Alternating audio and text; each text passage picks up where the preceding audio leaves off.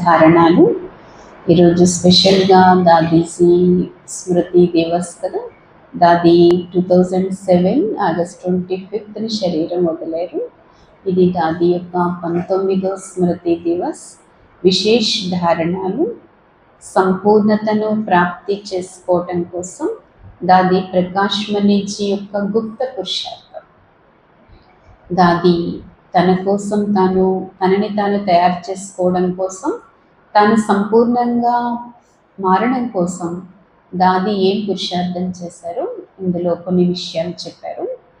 దాది చేసే పురుషార్థం, దాది ఎట్లాంటి గుప్త పురుషార్థం చేసేవారంటే, ఫస్ట్ పాయింట్, दादी सब जवाबदारियों संभालते लक्ष्य रखा मुझे सर्वगुण संपन्न बना.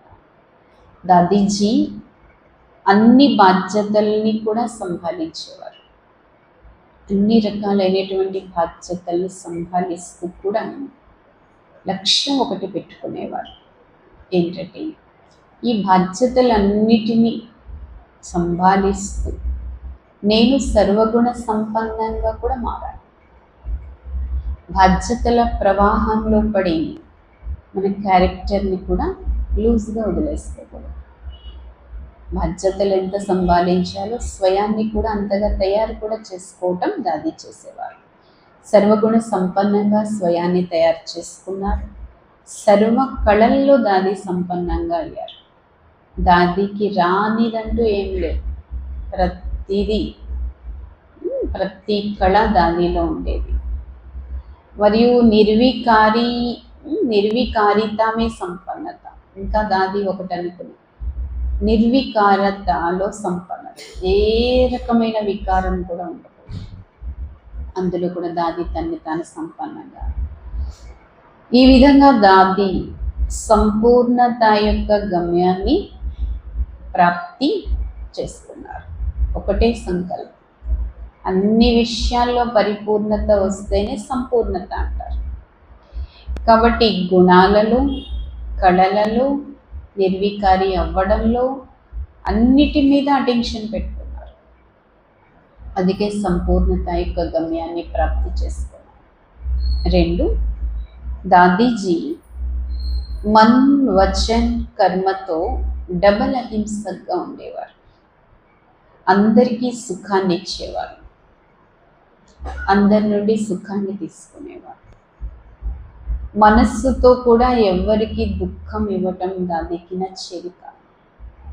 అలాగే ఎవరి నుండి దుఃఖాన్ని తీసుకునేవారు కూడా కాదు. 3, దాదీజీ సదా ఒకే బాబా ఆకర్షణలో ఉండేవారు. దాదీజీకి పురాతన వస్తు, వ్యక్తి, తత్వాలు తన వైపు ఏ రోజు ఆకర్షించలేదు. సదా ఒకే తండ్రి యొక్క స్మృతిలో తమ యొక్క సూక్ష్మ వృత్తుల్ని ఏకాగ్రం చేసుకునే పురుషార్థం చేసేవారు. తన సూక్ష్మ ఆలోచనలనే వృత్తుల్ని, లోపల జరిగే చింతనని సదా బాబాతో ఉండేలాగా ప్రాక్టీస్ చేసేవారు. ఏకాగ్రత ఉండేది. వృత్తిలో ఏకాగ్రత పురుషార్థం చేసేవారు. 4, సదా సాక్షి స్టేజ్లో ఉండేవారు. సదా సాథీని సాత్గా అనుభవం చేసుకునేవారు. వారి దృష్టి వృత్తిలో ఆత్మీయత, అలౌకికత ఉండేది. దృష్టి వృత్తిలో ఆత్మీయత, సదా అలౌకికత ఉండేది. వారి సంస్కారాల్లో ఎంత రాయల్టీ అంటే, వారి సంస్కారంలో ఎంత రాయల్టీ ఉండేదంటే, ఉన్కి ఆంఖో కిసి మే భీ నహీ డూబే. రాయల్టీ అంటే దాది చెప్తున్నారు. సంస్కారాల్లో రాయల్టీ అంటే దాది కళ్ళు దేనిలోని మునగలేదు. అది రాయల్టీ అంటే. దేనికైనా మునిగిపోయాము, ఆకర్షిత అయిపోయాము. కళ్ళు మునిగాయి అంటే రాయల్టీ పోగొట్టుకున్నట్టే, శ్రేష్టత పోగొట్టుకున్నట్టే. దేనిలో కూడా మునిగేవి కాదు, అంత రాయల్గా ఉండేవారు. తర్వాత దాది ఎవ్వరి అవగుణాలని కూడా చిత్తులో పెట్టుకునేవారు కాదు. చిత్తంలో, మనసులో ఎవరి అవగుణాలను హృదయంలో పెట్టుకునేవారు కాదు. ఎవరి అవగుణాలని కూడా నోట్ చేసేవారు కాదు. సదా పరచింతనకు, పరదర్శన్కి, పరమతంకి దూరంగా ఉండేవారు. ఎప్పుడు స్వచింతన చేసుకునేవారు. పరచింతన్, పరదర్శన్, పరమత్, వీటి నుండి సదా దూరంగా, సదా స్వచింతనలో ఉండేవారు. 6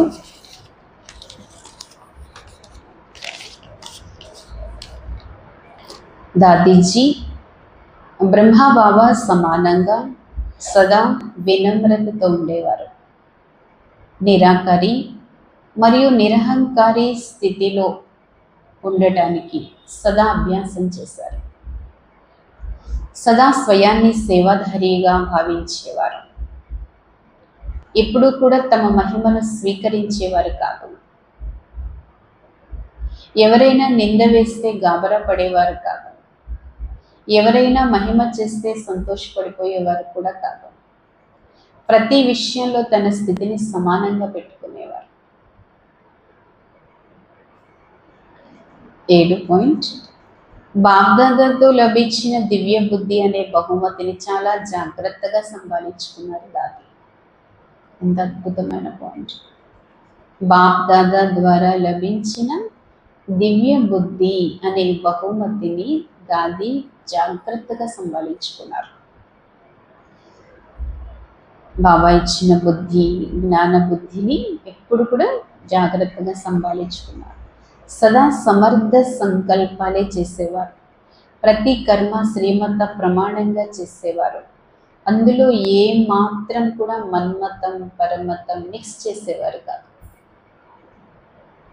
దివ్య బుద్ధి ఆధారంతో దాది చేసే ప్రతి సంకల్పం నెరవేరేది. ప్రతి మాట, ప్రతి కర్మ సఫలతాపూర్వకంగా చేయగలిగేవారు. ఈ అటెన్షన్ వలన, ఈ లక్ష్యం వల్లనే దాది సంపూర్ణతని ప్రాప్తి చేసుకున్నారు. 8 సదా ఒకే బలం, ఒకే నమ్మకం. ఒక్కనితోనే సర్వ సంబంధాలు. ఎటువైపు లొంగడం కానీ వంగడం కానీ ఉండేది కాదు. దేనికి జుకాం లగావ్, వంగడం, ఆకర్షితవటం ఉండేది కాదు. నిరంతరం భయ వృత్తితో ఉండేవారు. అందరినీ చూస్తూ దయా గుణాన్ని ధారణ చేసి బలహీన ఆత్మలకి బలాన్ని నింపేవారు. అపకారులకు కూడా ఉపకారమే చేసేవారు. 9 ప్రతి చిన్న పెద్ద పరిస్థితుల్లో దాది ఒక పాఠాన్ని సదా చదివేవారు. Nothing new. చిన్న విషయమైనా పెద్ద విషయమైనా ఇదేం కొత్త కాదు, కల్పకల్పం జరుగుతుంది. సదా ఈ స్మృతితో ప్రతి విషయాన్ని దాటేసేవారు. ఏ దృశ్యాన్ని చూసినా దాది ఎందుకు, ఏమిటి అనే ప్రశ్నల యొక్క అలజడిలోకి వెళ్ళడానికి బదులుగా సదా సాక్షి భావాన్ని ధారణ చేసి సదా హర్షితంగా ఉండేవారు. 10 వారి ప్రతి మాటల్లో రాయల్టీ కనిపించేది. ఒక్క మాట కూడా సాధారణ మాట మాట్లాడేవారు కాదు. వారి నోటి నుంచి వచ్చిన ప్రతి మాట అది సిద్ధాంతంగా మారిపోయేది. దాది నోటంబడి వచ్చింది అంటే జరగబోయేదే దాది మాట్లాడేవారు. అది ఒక సిద్ధాంతంగా మారేది. ఈ విధంగా సిద్ధి స్వరూప్ దాది, ఈ విధంగా సిద్ధి స్వరూపాత్మ. ప్రతి సంకల్పం కూడా దాదీది సిద్ధించేది. ఈ కారణంగా దాది సహజంగా సంపూర్ణతను ప్రాప్తి చేసుకున్నారు. దాదీజీ సదా ఆత్మవిశ్వాసంతో నిండుగా ఉన్న కారణంగా సదా ఇదే స్మృతిలో ఉండేవారు.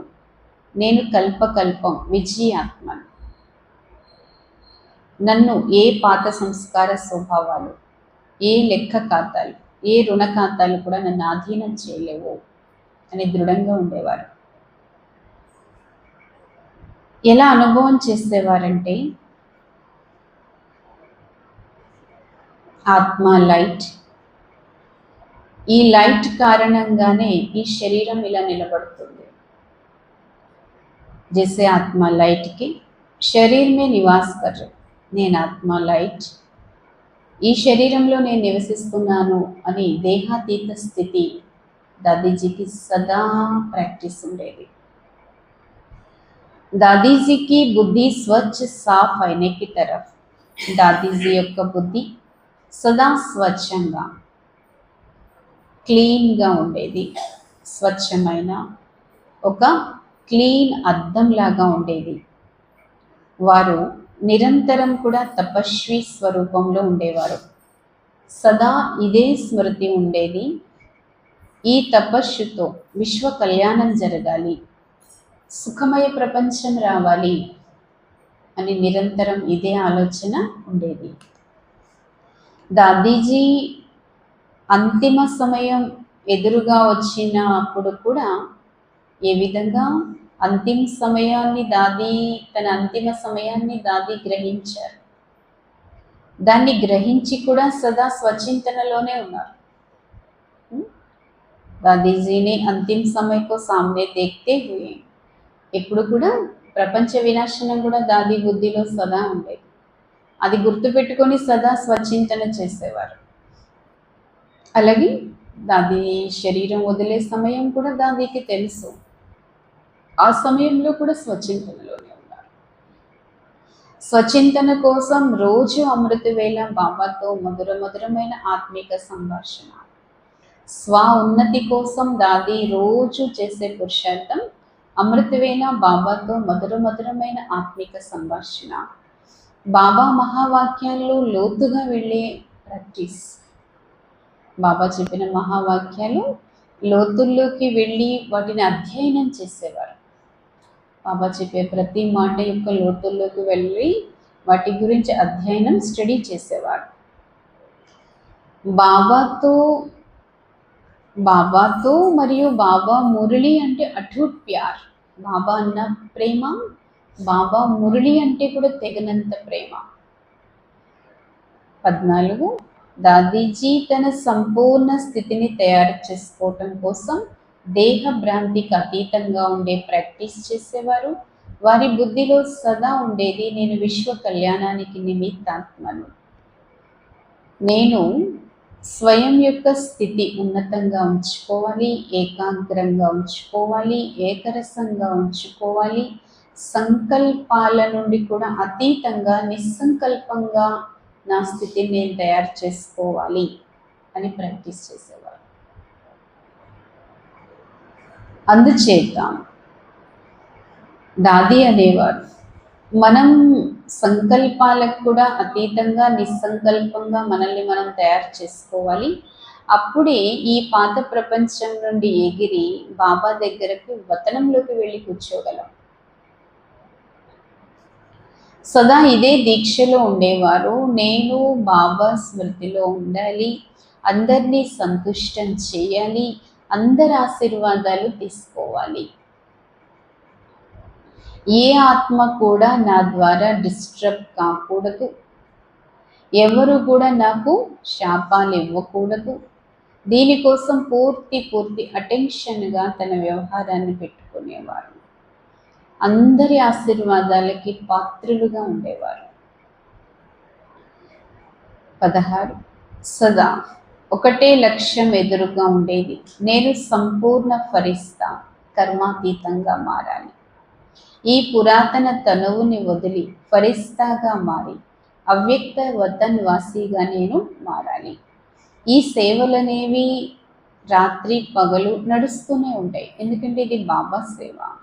అందుచేత నేను సేవతో పాటుగా స్వయం పైన కూడా సూక్ష్మ అటెన్షన్ పెట్టుకోవాలి, ఎందుకంటే నేను అంతిమలో గౌరవంగా పాస్ అవ్వాలి అనే అటెన్షన్ ఉండేది.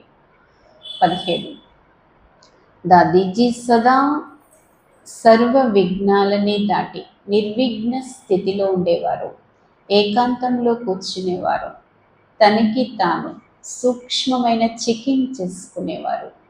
తమలో ఉండేటటువంటి లోపాలు, బలహీనతలు తానే గ్రహించి ఆత్మకు వజ్రానికి పాలిష్ పెట్టినట్టుగా, వజ్రానికి మరకలు ఎలాగైతే వజ్రాన్ని తయారు చేసేవారు ఎలాగైతే సాఫ్ట్గా ఉంచటం, షైనింగ్ పెట్టడం, మరకలు తొలగించడం ఎలాగైతే చేస్తారో ఆత్మకి కూడా దాది తనకి తాను ఈ విధంగా తయారు చేసుకున్నారు. సంపూర్ణ స్థితిని దాది తనకి తానే తయారు చేసుకున్నారు. ఎలాగైతే ఆత్మరూపి వజ్రం పైన ఉన్న మరకలన్నీ సంపూర్ణంగా సమాప్తి చేసుకున్నారు. దీనికోసం ఏకాంతంగా కూర్చొని సూక్ష్మంగా చెక్ చేసుకునేవారు. అందుకే దాది అమూల్యమైన వజ్రంగా మారారు. 18 స్వయాన్ని సంపూర్ణ పావనంగా లైట్ మైట్తో సంపన్నంగా తయారు చేసుకోవటం కోసం ఆంతరికమైన వైరాగ్యం ఉండేది దాదికి. సంపూర్ణంగా తయారు చేసుకోవటానికి స్వయాన్ని సంపూర్ణ పావనంగా లైట్గా మైట్తో సంపన్నంగా చేసుకోవటం కోసం దాది ఆంతరిక వైరాగ్య వృత్తి ద్వారా అన్ని విషయాలకు అతీతంగా ఉపరామ్ స్థితిలో ఉండేవారు. ఉపరామ్గా ఉండేవారు. అన్నిటికీ అతీతమైన స్థితిలో తన యొక్క సూక్ష్మ దృష్టి వృత్తిని సంపూర్ణ పావనంగా తయారు చేసుకున్నారు. సూక్ష్మ వృత్తి దృష్టిని దాదీజీ విషయాలకు అతీతంగా ఉంటూ తన సూక్ష్మ వృత్తి దృష్టిని సంపూర్ణ పావనంగా తయారు చేసుకోవడంలో అటెన్షన్ పెట్టారు. పాత సంస్కారాలు, ప్రకృతి యొక్క పరాజయాలు, పురాణే సంస్కారోంకి ప్రకృతి కో పరాజయ కర్ ప్రకృతి జీత్ బన్ బాబా కి గోద్ మే. పాత సంస్కారాలన్నిటినీ కూడా జయించారు, ప్రకృతిని కూడా జయించారు. వీటన్నిటినీ జయించి వీటన్నిటిని పరాజయపరిచి ప్రకృతి జీత్ అయి బాబా ఒడిలో ఇమిడిపోయారు. 19 నేను బాబా వాడిని కనుక నేను బాబా సమానంగా సంపూర్ణంగా మారే తీరాలి. అందుచేత ఈ సూక్ష్మ దేహాభిమానం, స్వయంలో సంస్కారాలు, పేరు, ప్రతిష్ట, మహిమ, గౌరవం, బుద్ధి, అలవాట్లు వీటన్నిటిని సంపూర్ణంగా సమర్పితం చేశారు. దాది వేటిని కూడా పట్టించుకోలేదు. ఈ దేహభ్రాంతిని కానీ, పాత సంస్కారాన్ని కానీ, గౌరవం, పేరు, ప్రతిష్ట, మహిమ, బుద్ధి, తెలివితేటలు, అలవాట్లు వీటన్నిటిని కూడా బాబాకి బలిహారం సంపూర్ణ సమర్పణ చేశారు. అందుకనే బాబ్ సమానంగా అవ్వగలిగారు, అవ్యక్త వతన్వాసి అయ్యారు. అచ్చా, ఓం శాంతి.